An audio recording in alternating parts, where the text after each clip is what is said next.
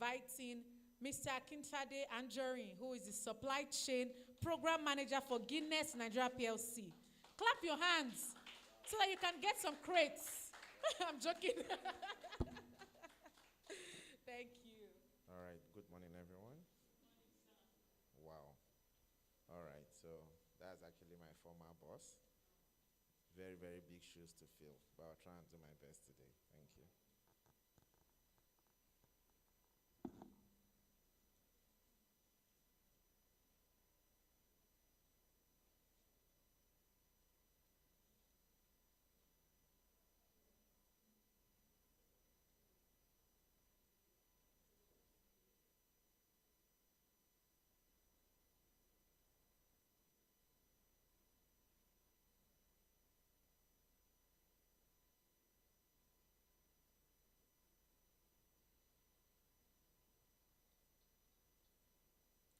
Okay, so while we're trying to fix some technical issues, I don't know if I can ask a few questions from the audience.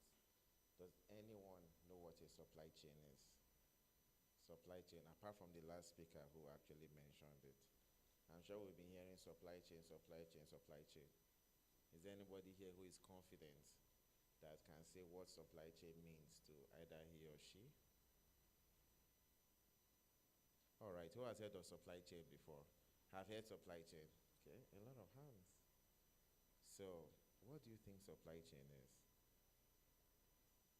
Anybody who can guess? All right.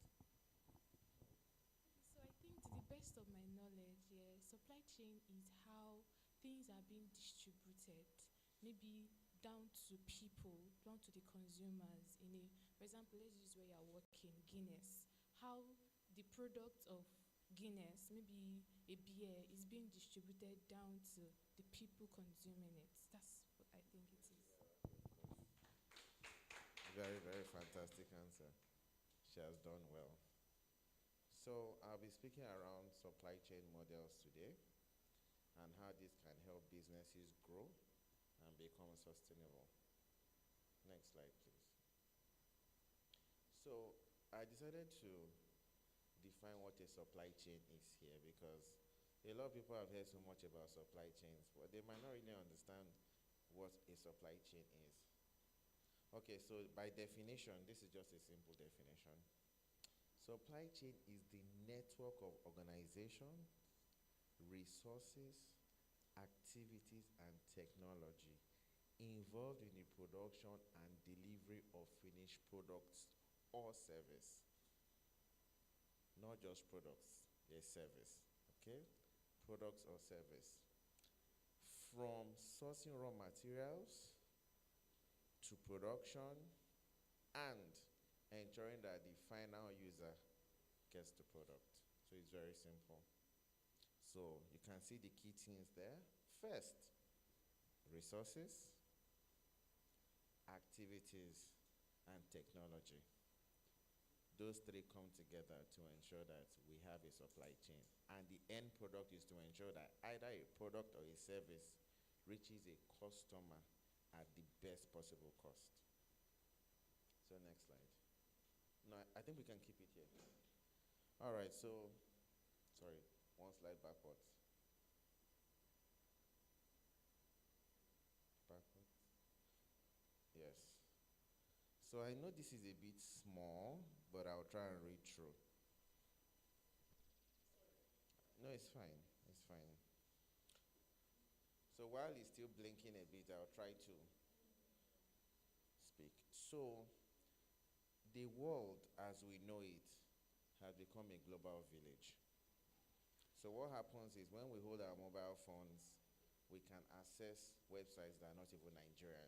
You can access Google, access Instagram, Facebook. You can access almost any information on the world from your fingertips. And that is from an information perspective. That's how products are now. Products that are not manufactured in Nigeria or Africa are found in Nigeria to buy. So what you are saying is the kind of competition we are having for supply chain management, which is getting products or service to consumers, we in the African market, we are competing with people who are all over the world, just like how you can pick up your phone access information. So as any organization operating either in Nigeria or Africa, it's very, very key for you to be able to innovate and adapt and beat competition, not just within Africa, but also other parts of the world. So I just want to give a very small example of a company that makes Kellogg's. So if you go around Nigeria, you will see Kellogg's cornflakes on shelves. Now, in the market presently, we have two kind of Kellogg's. One of them is imported, and one of them is locally made. And guess the funniest thing? The imported one is cheaper than the locally made, honestly.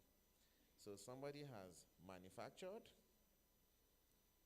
shipped it down to Nigeria, even paid custom duty, maybe employed people to sell, and is able to get it to the shelf cheaper than somebody who is making it in Nigeria. Isn't that? Okay, you want me to just present from here directly? That's surprising, right? Very surprising. So, are you going to present from here, or what's the plan now? Because the idea is for them to see it, not. So let's just give him some time. So, as any business operating in Nigeria, it's very, very key that you must build your supply chain in such a way that you are sustainable, you are resilient, and most important thing is creating in such a way that even if competition comes, you're actually able to survive. So let's just give the technical teams a second so that they can start.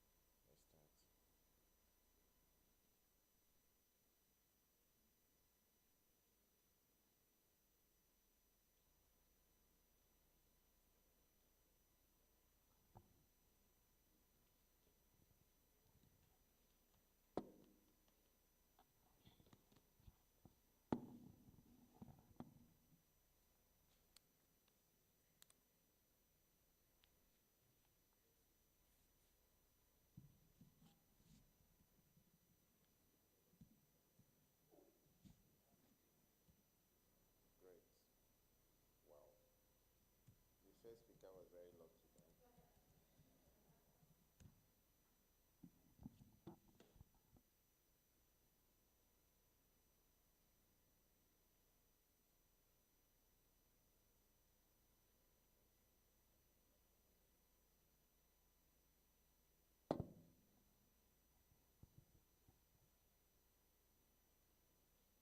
Are you sure the partial contact is not coming from here? But is it able to connect wirelessly? Direct. Let me see if I can find it.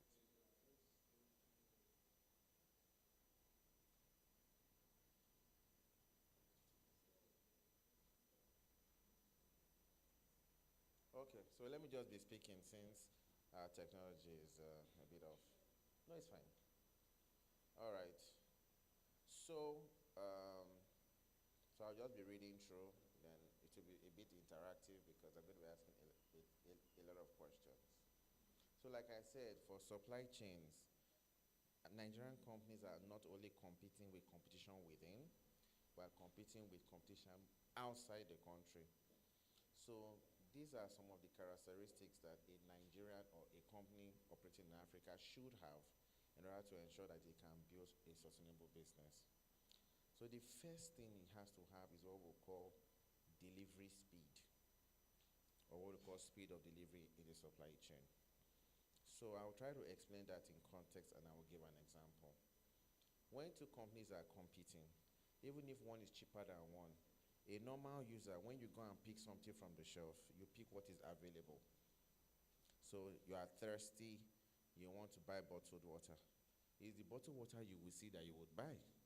So if you get there and you are thirsty and you want to buy bottled water, and let me just give an example, there is a drink called Mr. A on the shelf, but you like Mr. B, that's your brand. But they say Mr. B will not be available for the next 2 months. You are not going to stay thirsty for the next 2 months. So what you are going to do is you will patronize Mr. A first, pending when you have Mr. B. Am I correct? Yes, very clear. So speed. Great. Finally, yes. Okay, so I think I'll just go back here.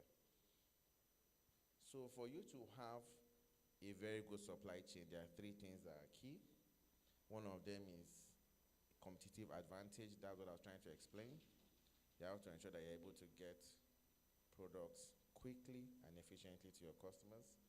Second one is actually resilience. So those two are key. So if we look at the small funnel that I put there, I put sustainability, which is very important for every business.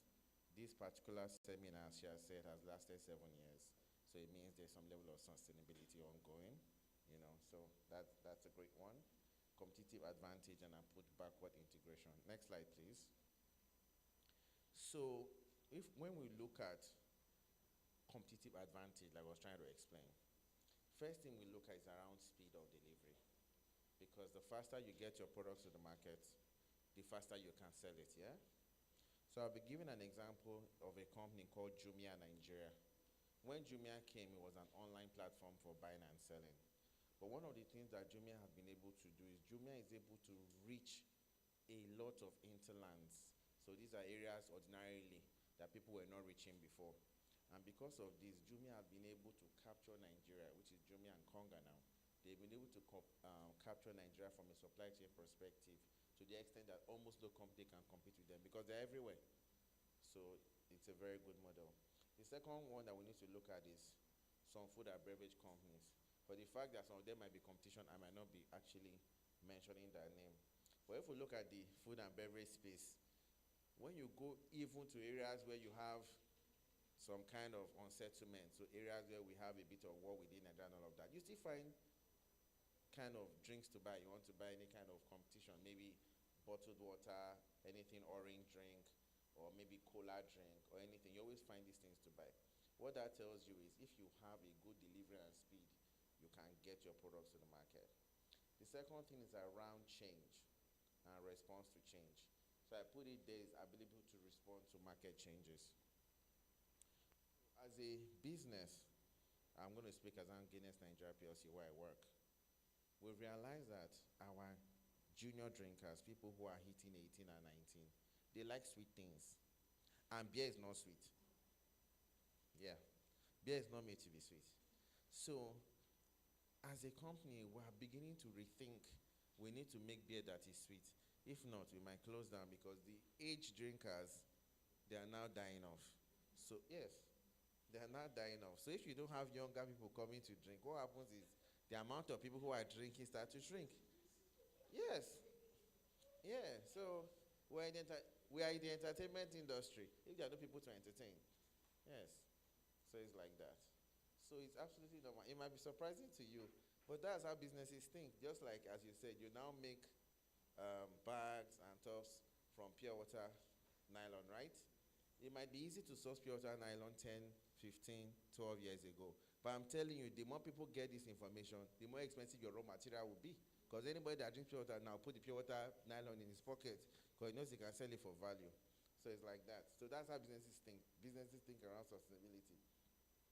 So during the COVID-19 pandemic, there was a global supply chain issue. So companies that thrived during COVID-19 were companies that had the ability to respond to market changes. Because for the very first time, a lot of people were locked in their houses and they didn't have opportunity of freedom. So if you didn't have products or services that can reach your consumers, what happens is during that period, you will have been out of business. Yeah. So we also look at what we'll call CPFR, which is collaborative planning, forecasting, and replenishment. This skill is a skill that our mothers, our wives, they have because salt does not finish at home. Yes, it's very rare for you to enter a woman's kitchen and you not find salt or Maggi. But big companies actually really struggle to do this because, unfortunately for us, we're in an area that is a logistic hazard. So you can get a product all the way maybe from northern Nigeria. The normal transit time is supposed to be 2 days. And for some reason, heavy rain has fallen and the road has cut into two. What happens? The product that will come in 2 days is now taking 2 weeks. Yeah, so it's a bit tough. So companies that are able to have very good forecasting, planning, and replenishment plans, they are really able to do well. So I'll just give a company in America that did this and actually failed. So we have a company in America called Ford. At some point, they designed a car, a small car called the red car. Now, at that point, the red car was selling very, very much. So what the supply chain did was they went to quickly order a lot of materials. They didn't follow the plan anymore. They said, let's throw away the plan because the demand forecast plan has already forecasted a certain volume. But because there was a spike in sales, the MD said, let's go and buy all the materials. In short, let's triple it.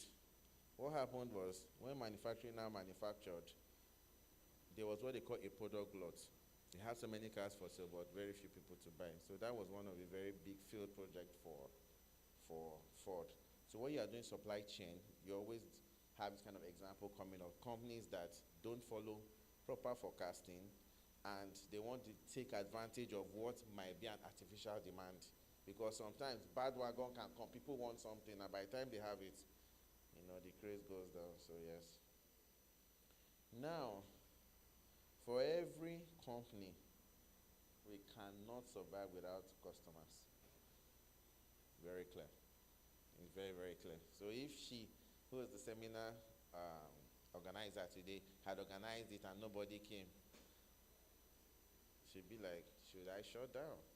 So every company, whether it's a service company, whether it's a company that makes products, depends on customers. Without customers, they are going to shut down. So ensuring that customers are always satisfied is very, very key. So as a supply chain business, it's very clear, it's very important to ensure that you're able to get your products and services at the right cost and quality, so that when customers have your experience, they will have opportunity to patronize you again. Lean operations is an area that we have struggled in Nigeria. Now, unfortunately for us, we operate in an environment where we don't even have jobs. Yes, if we look at employment rate in Nigeria, it's in the 30s. Even if you look at statistics, they'll say employment rate is in the 70s. But I don't think that is true. It means 70% of Nigerians are employed. I think that is actually the reverse of the case. So you have a lot of Nigerians unemployed. Now imagine a company that employs 80 people. One manager now comes and says he wants to implement lean, and this maybe 100 people that this company is employing with lean improvement, the company will benefit, but you will now have only 15 workers. What do you think will happen to the remaining 85 people? They will see that man as an enemy, right? Because the man is coming to ensure that they don't have work. So because of that, they would not adopt that kind of strategy. So for you to remain sustainable, you need to think lean and ensure that you're able to implement improvement across the supply chain. So now we have spoken a lot around the competitive advantage of supply. Now we want to talk about how supply chain can be used as a tool for sustainability. Okay? So, renewable energy. I know the first speaker spoke around how we're using waste, and how a company is also using shared solar. All of this is finding a way to harness what we throw away and finding a way to also see how we can get clean energy. So for a supply chain, it's very, very important that when building your supply chain, you must have integration of sustainability and renewable energy. Reasons why. Though in Nigeria, we don't have very strong regulations yet that completely shut down factories that use some sources of power for generation. But there are some countries in the world that if you use diesel for your production, they will shut it down. Now just imagine that a president comes and says, you cannot use diesel anymore in this country. Generator. A lot of companies will shut down. Exactly.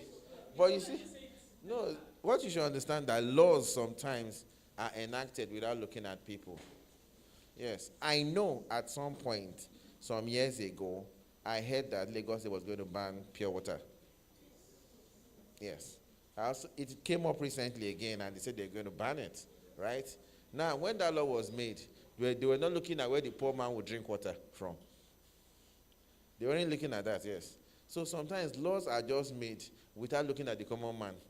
As far as somebody comes with a beautiful presentation, like our first um, speaker, speaks around the environmental conditions, speak around how it would be great for us to ban diesel generators, it's causing fumes. Because of that, the healthcare sector is suffering, people's lungs are having issues. Government just bring out law, this generator is banned. That's all.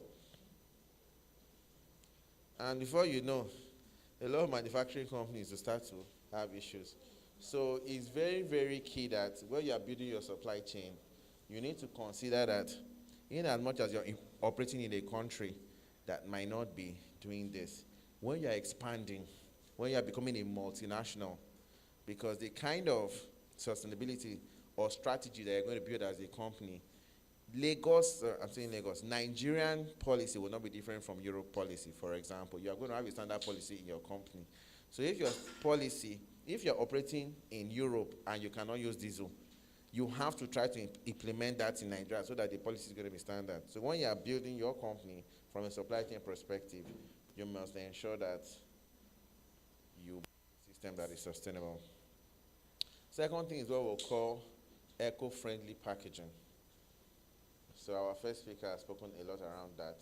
Packaging your products to ensure that they are biodegradable means that when you throw them away, they will not cause problems in the environment.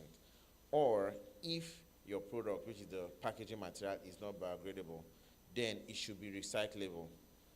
So you have a choice. So it's either biodegradable or recyclable. So our first speaker has spoken a lot about that. Okay. So energy efficiency, this is very, very key because energy is very, very costly now. For people who are in band A, they understand the cost that they're using to pay. It will only go higher. Yes. Now imagine what factories go through. So energy is already very expensive. So the less energy you use for your production and manufacturing, the better for you. Waste management and the circular economy. We've gone through like 9 slides of that, so there's no need for us to repeat that. So our first speaker spoke so much around that. Next slide, please. So, backward integration. So I'll just explain what backward integration means. But before I explain it, does anybody here, have you heard of backward integration before? Our first speaker spoke around backward integration, and nobody asked a question. And honestly, I think we as Nigerians, we don't like asking questions. I think we are shy people. So does anyone understand what backward integration means? Backward integration. Backward integration. Okay, all right.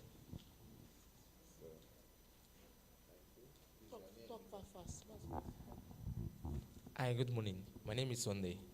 So, example of backward integration I think that I've seen so far was number one is the sugar industry in Nigeria, where instead of them importing to the country, they allow them now begin to build manufacturing with time, over time, so that they can phase export out and they can produce locally in Nigeria. A round of applause.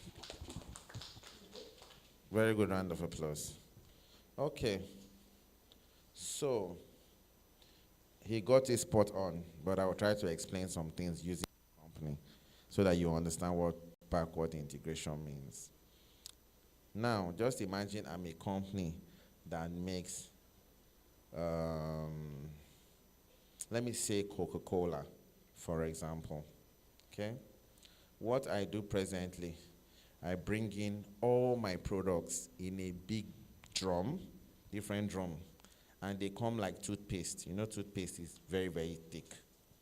Now, I take all of this, I put it into a big machine called a mixer. Just imagine a pot with a big spoon. I scoop some of it, I put it in the pot, put some sugar, I stir, and package it. What happens is the amount of value I'm adding is just from my paste, from the sugar I've put and I've packaged into material. The cocoa used for making that paste, I imported it, or I brought it from somewhere where it was made. So backward integration, like he explained, is around, this is from a company perspective, is around taking charge completely of the supply chain in such a way that everything that comes into your business is, what's the word I will use now? Is actually processed by you. You understand what I'm saying? Processed by you. So if you are somebody who does like bags of rice, you can buy bulk, mill it, and bag it. If I want to become a rice maybe producer and I'm not the farmer, when I want to start backward integration, it means I have to start farming.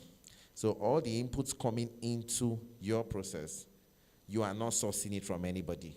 You have done backward integration by ensuring that every input that is coming into your process, you are the one actually doing it. So you are not sourcing from anybody, you are doing it by yourself. So because of that, you'll be able to control cost a lot. You will be able to control cost. Because the person who sells something to you from a raw material perspective is trying to make profit. So if you buy like 1 ton of grains from a supplier and you plant 1 ton of grains, the cost is different. Because the person who is selling it has added some margin. So I need to make profit, I've added value. But you who is planting it directly, you don't need to. The only thing you need to pay for is probably the land and the seeds. You understand? So a lot of companies are going into backward integration. The reason why is to ensure that they can control cost. Because of the rising level of inflation across, it will get to a point where customers are struggling to pay for goods and services. So what a lot of companies are doing is they are doing backward integration. So they are going to try as much as possible to ensure that they're able to source a lot of the things coming into their process by themselves. So an example is Olam. So Olam manufactures a lot of products. They have pasta, which is like the spaghetti product. They also have food and beverage, so they have drinks and all of that. They have a lot of products. And 90% of what Olam does is they do 90% backward integration. So when you are drinking something from Olam, it comes from their farm. They don't have suppliers much. Yes, they plant it by themselves, process it by themselves, package it and give so that they can control the cost and make the profit. You understand? So yes. Another example is some dairy companies in Nigeria. So we struggle with dairy cows in Nigeria because our temperatures are very hot. But there are 2 companies now who are trying to use the just axis in Nigeria to ensure that they're able to breed. There's a specialized species of cows that comes from Germany. I've forgotten their name. So those species of cows, they have very, very high yield. When you feed them, they produce a lot of milk. So there are 2 companies that are partnered in Just now. They've imported the cows, they are feeding them. They are trying to ensure that the environment is able to match what you have in Germany. Once they're able to do that, then the cows will be able to produce milk at that yield. In that case, you will not need to import milk anymore. Then you can do what they call it, mating, increasing your stock and increasing production of milk. So those are 2 big companies that are doing their best to ensure that we do backward integration. So Nigeria itself is a very strange place for businesses. Why I'll use the word strange is, this might not be good news, but I know over the past 15 years, we've had more than 60 multinationals leave the country. It is so tough to do business in Nigeria. It's one thing or the other. So the Nigerian supply chain is very, very important that if you are operating in Nigeria, you must build a resilient supply chain to be able to ensure that the company is sustainable. If not, you might also find within that you get to a point where some companies just decide to leave. So I'll just read through some of the issues that we have. 1, infrastructure. This is very clear and evident everywhere. You don't have very good roads. So logistics is a headache. Power supply, that one is like a way of life. When NEPA takes, like, people don't even care. It's normal. You just turn on your generator. Then, lastly, which is also very key, regulatory. Regulatory can just bring out some kind of rules and create problems. So, 2020, a bill was passed for there to be duties on beverages that are made of sugar. Initially, if you own a food and beverage company, as far as it's non-alcoholic, once you produce, you can sell. You don't have any tax. The tax that you have is the normal regulatory tax that you get based on your profit. Now, regulatory came and said people are now having a lot of diabetes in Nigeria. So because of that, they put a 10% tax on sugar, yes, sugar-based drinks. So if you were a company before selling something at 10 naira, government has come and put their money in it, you have to increase price. Similarly, something like, although this is not manufactured, for the industry where we import fairly used cars, which is the Tokumbo industry, like we all know, that's where poor people go and buy cars, poor people like me and you, yeah?